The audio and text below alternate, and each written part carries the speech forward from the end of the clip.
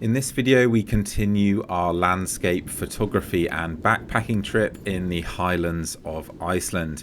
We visit a viewpoint which is every bit as spectacular as the last location, where we're treated to some wonderful changeable weather conditions.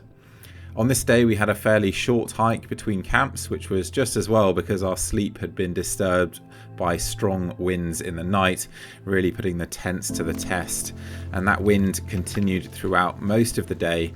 But since our route was largely sheltered, it didn't give us any problems, and with a hot pool next to our planned camp spot, we were keen to crack on.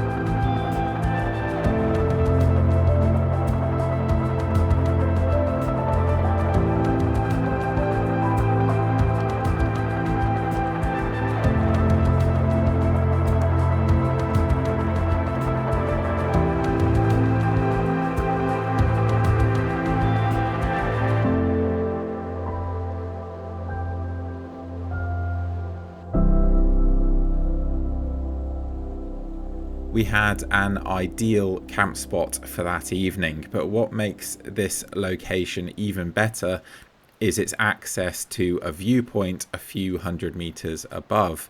And that afternoon, although the weather didn't really look like it was in our favor, we headed part way up the hill to get a sense of our surroundings, ready for the following morning. And having been here before, I probably wouldn't have headed up where I on my own, but this was the first time for everyone else, and it was a great opportunity to take in a view which, quite frankly, would have been spectacular in almost any conditions. Once we'd reached a lower viewpoint, we did stop to take some images, and with the clouds occasionally reflecting in the distant lake, it was far from a waste of time. But still, I had my hopes pinned largely on that following morning, where we'd planned to go a little higher, so that is exactly where we're going to pick it up. There was little chance of sunrise light, so we were up around dawn ready to start our ascent. And to get somewhere fast with a group, I find it's often best to set an almost painfully slow pace and then never stop, which is what you see me doing here. As we got higher, the views kept improving and we had wonderfully clear air, so I was crossing my fingers that the sun would wait until we reached the top before popping out. We made fairly easy progress, only stopping to fill our water bottles. There are a few slightly awkward sections, but for the most part it was a straightforward walk with one final steep ascent to complete the hike. Luckily, we reached the top about 5 minutes before the first sunlight broke through, which was a bit of a relief. Obviously, balancing getting enough sleep with arriving in plenty of time can be a bit tricky, so it's nice when you get it right. Anyway, this gives you a sense of the panoramic view we were working with, and this certainly turned into a wonderful morning.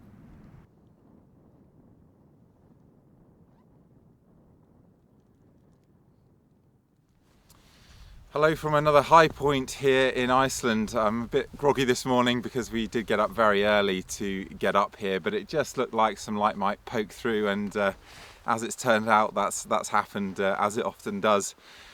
So we've actually just been snapping away at this mountain behind me. You can see even right now it has some beautiful light on it, and there's also a bit of light on the moss here in the foreground, so I've very quickly taken a photo, but maybe I'll talk you through that now.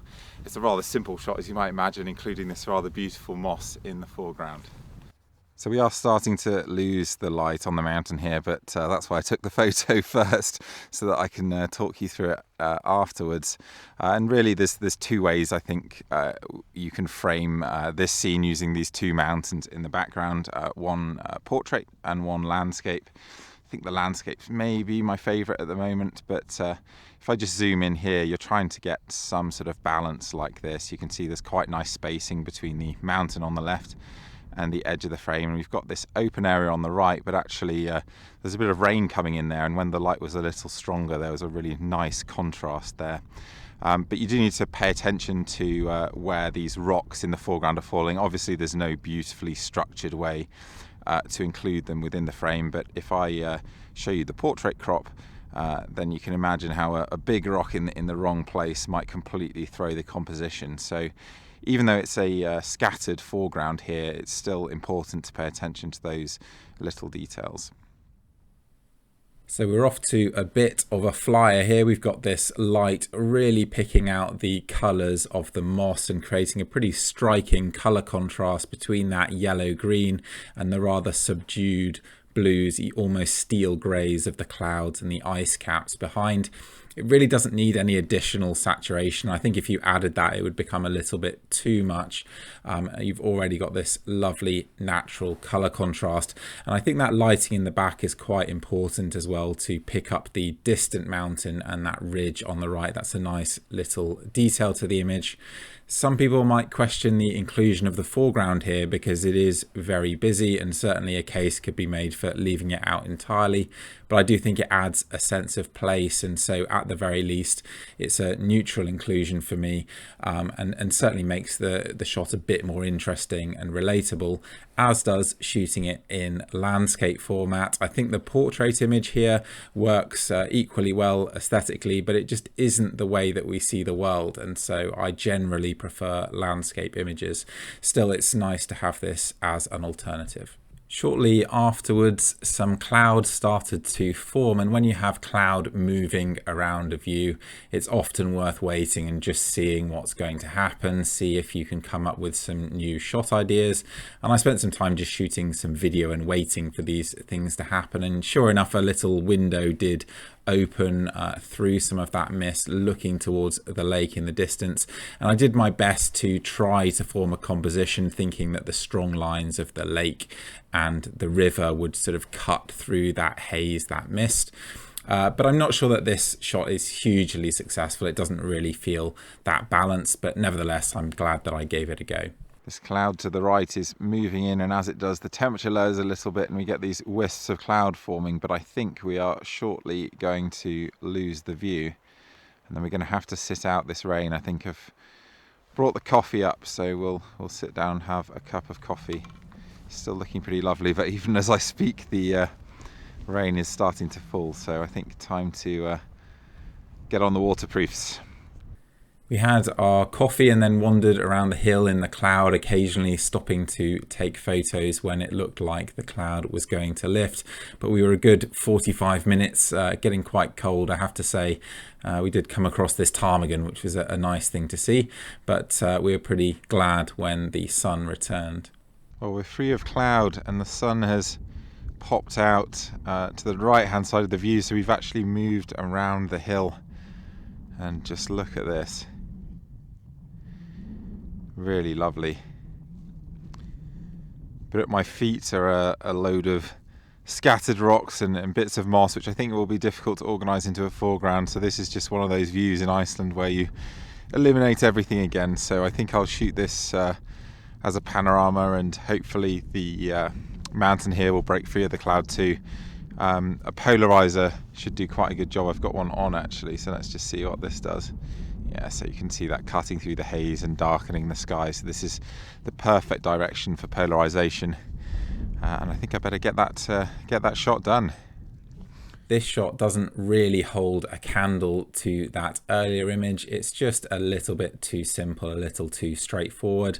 The light isn't nearly as dynamic, and although the conditions are actually pretty good here, you know, I was just spoilt earlier in the day, but then I never really know how I'm going to end up using my images, so at least this is a nice alternative. There's finally some light looking into the view here, really beautiful light, but we are looking into the sun, so you can see the reflections of the water on the left hand side in particular are just intensely bright. So I'm actually going to turn this into a much tighter frame, focusing on a portion of the lake and the way that those streams on the right feed into it, because the colours are really, really beautiful.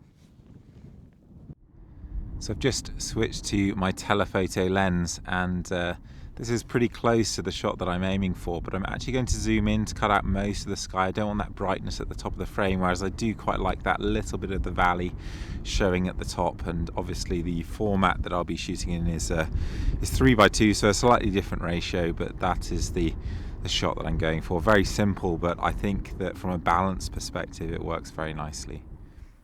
Compositionally, this is maybe a bit risky, cutting through the lake on the left-hand side there, but because the lake is reflecting the hillside and not the sky, it's not visually immediately obvious that you are cutting through the lake, or at least it isn't to me. And I think graphically it works quite well. It puts a bit more focus on those braids in the river at the bottom there, and you get this lovely sense of depth from the transition of yellows in the foreground to blues in the back. So this may well be a shot that I put into my portfolio. There's a nice bit of rain there in the distance, and although we don't have incredible light on the foreground hills there, I think that rain does add a nice bit of depth to take a simple telephoto shot. This image certainly gives the sense of this passing shower, which was the main appeal of the shot, and the depth that that provides is great too. But I can't help feeling, having just looked at the video there, that the video composition is actually more interesting, and that I should have incorporated more of the view, but also find a better way to resolve the foreground into the view, because I think that extra layer is actually quite useful. So yeah, it's one of those where I kind of wish I hadn't taken the video, because now I've got this comparison that shows me that maybe my still wasn't the best choice in this case, but there you go. I think the last shot of the morning is going to be to attempt to include this moss as a foreground with the lake behind there. So obviously that means getting lower to bring in a bit more perspective and interest, and then zooming in to frame something like this. Again, very simple, placing the lake fairly centrally and trying to find an area of moss that doesn't have any obvious distractions. One problem I do have with the scene at the moment is that the sunlight is reflecting directly off the lake on the left hand side. So whilst I am going to shoot this image as is, I'm also going to wait and see if there's a moment when that's in shadow, because I think it will work a little bit better.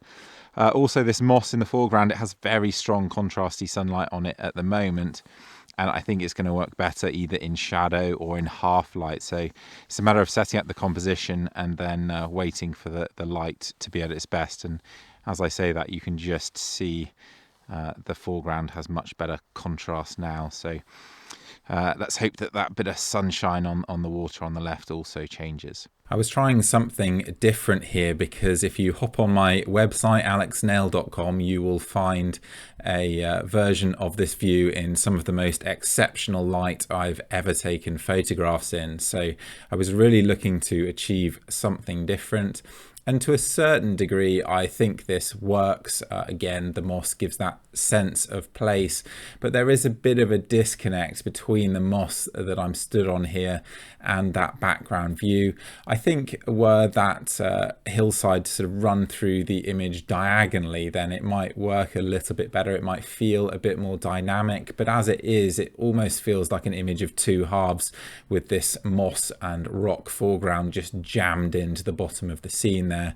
So I did instead try just shooting the view on its own, first including the sky and then deciding that that was a bit too contrasty at this point, so then cropping it out completely.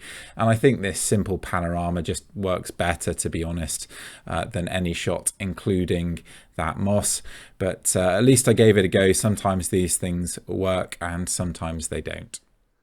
There's another band of rain passing through, and although we had lovely light on the mountain earlier on, I think this scene has a completely different feel to it. It's much more ominous, and the peak is obviously quite pointy, which I think adds to that feel of threat. So again, I'm just repeating a frame that I took earlier, but this time showing the weather coming in. I love shooting in the rain because you can just get a completely different atmosphere in your images, and often I find that a shot that I didn't think would work, when I'm actually capturing it, edits absolutely beautifully, and I can really recapture that atmosphere. But for whatever reason, that doesn't really happen for me with this scene, and I've played around with it in a number of different ways, changing the contrast and brightness and white balance of the image to try to get that sense of being there back into the image, but I just can't quite connect with this one, despite the fact that I think it should work. So never mind, I've got plenty of other opportunities hopefully to get shots like this, because we're certainly not short of rain in the Northern Hemisphere. I've just suggested that we all head off down the hill because it looked like the show was over, and then this amazing band of rain has passed over the lake in the distance there. So this is definitely my final shot, but I think it might be one of the best because that has brought some incredible drama to this scene. So I think we saved the best till last on this morning shoot. Just absolutely spectacular conditions, a long time after sunrise here. In terms of the edit, I think it's fairly important to keep that sunlit rain as bright as possible and keep those shadows fairly dark whilst bringing in some colour and contrast so that it will work nicely as a print. But it's the contrast between that bright area, that sunlit area, and the shadowed area that creates the drama in the image. So you can't just arbitrarily darken highlights and brighten shadows, because in some cases you will lose the very thing that makes a scene special. So if you have enjoyed this video, then you can come with me next year to Iceland. I'm sure I will be returning, but I haven't announced that trip yet. So if you want to hear first, you will have to sign up to my mailing list, and there's a link beneath this video. And if you've enjoyed it and you'd like to see more, then please do like and subscribe and leave me a comment if you've got the time. I do try to reply to every single one. Thanks very much for watching.